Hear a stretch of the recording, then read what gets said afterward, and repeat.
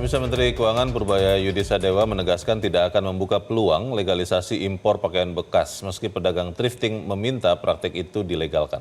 Meskipun para pedagang menyatakan kesediaan membayar pajak jika thrifting dilegalkan, Purbaya tetap pada pendiriannya.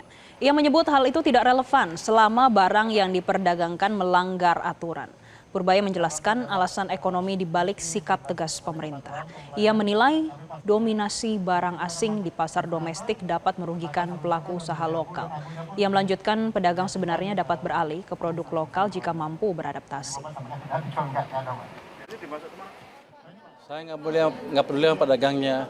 Pokoknya yang barang masuk ilegal, saya berhentiin. Saya nggak mungkin buka pasar untuk barang-barang ilegal kan.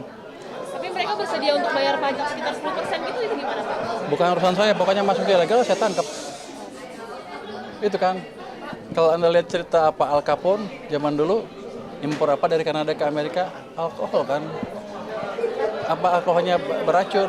Enggak, tapi karena melanggar undang-undang itu sama saya kerjaan seperti itu. Market kita kuat, besar, 90% dari domestic demand itu 90% dari ekonomi kita.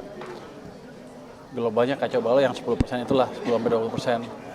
Kalau yang domestiknya dikuasai asing, dikuasai barang asing, apa untungnya buat pengusaha domestik selain pedagang-pedagang yang jumlahnya relatif kecil dibanding rakyat kita semua. Jadi saya memaksimalkan market domestik untuk pemain domestik. Nanti pedagang itu juga kalau mereka cukup cerdas memanage dagangnya bisa shift kan ke barang-barang domestik.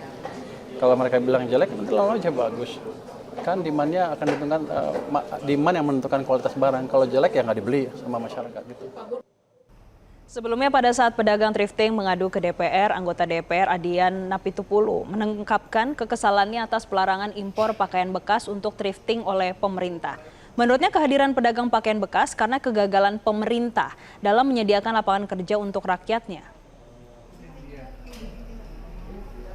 Oke, saya sadar keinginan baik Pak Purbaya. Keinginan baik Kementerian Perdagangan.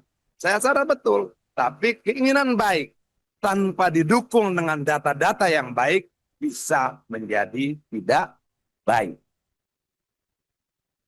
Sebagai anggota DPR, saya coba buka komunikasi, kita ngobrolin dulu yuk.